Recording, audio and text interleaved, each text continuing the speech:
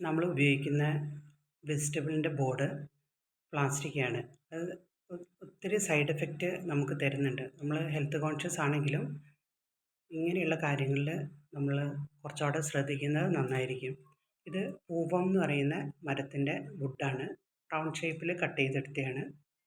ഇങ്ങനെയുള്ള ഇതാണ് നമ്മൾ വെജിറ്റബിൾ കട്ട് ചെയ്യാൻ ഉപയോഗിക്കുന്നത്. പ്ലാസ്റ്റിക്കൊക്കെ മാക്സിമം അവോയ്ഡ് ചെയ്യുക ഇങ്ങനെയുള്ള ബോർഡുകൾ. ഇത് നമ്മൾ ഈ മരത്തടിയൊക്കെ കൊടുക്കുന്ന മില്ലുകളിലൊക്കെ ചോദിച്ചു കഴിഞ്ഞാൽ കിട്ടും പൂവം.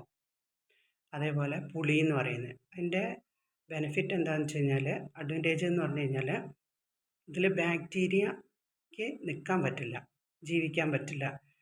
പുളി അതിൻ്റെ ആ ഇത് വന്നിട്ട്. അപ്പോൾ കിട്ടുന്ന ആളുകളൊക്കെ ഇത് കട്ട് ചെയ്തിട്ട് ഇതേ ഷേപ്പിലാക്കിയിട്ട് ഉപയോഗിക്കാൻ നോക്കുക. നമ്മുടെ വീട്ടിലുണ്ടായിരുന്ന ബോർഡ് നാശമായി. അത് കട്ട് ചെയ്ത് അപ്പോൾ ഒരു പുതിയ ബോർഡ് എടുത്തതാണ്. നമ്മൾ വെജിറ്റബിൾ കട്ട് ചെയ്തിട്ട് കഴുകിയിട്ട് കുത്തി വെക്കണം, നേരെ വെക്കരുത്. അപ്പോൾ വേണ്ട കുറേ ചെളിയുണ്ട് അതിൽ.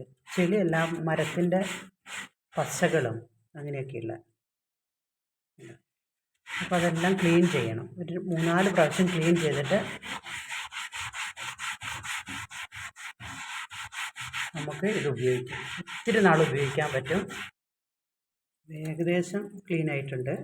ഒന്നോടെ ക്ലീൻ ചെയ്യും. നല്ല വുഡാണ്. അപ്പോൾ നമ്മുടെ JCB വന്ന് പുളിയൊക്കെ പറിച്ചു. അപ്പോൾ വിനേട്ടൻ കുറച്ച് പീസുകൾ എടുത്തു വെച്ചു.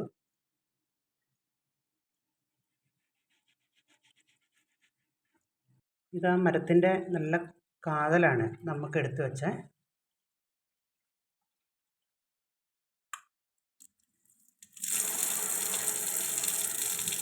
ക്ലീൻ ചെയ്ത് കഴിഞ്ഞു. ഇനി നമുക്കതെടുത്ത് വെയിലത്ത് കുത്തി വെക്കണം. നല്ല വെയിലത്ത് ഇങ്ങനെ കുത്തി വയ്ക്കുക. ഉണങ്ങി കഴിഞ്ഞിട്ട് ഒന്നോടെ ചെറുനാരങ്ങ തേച്ച് ഉണക്കാൻ വെക്കണം.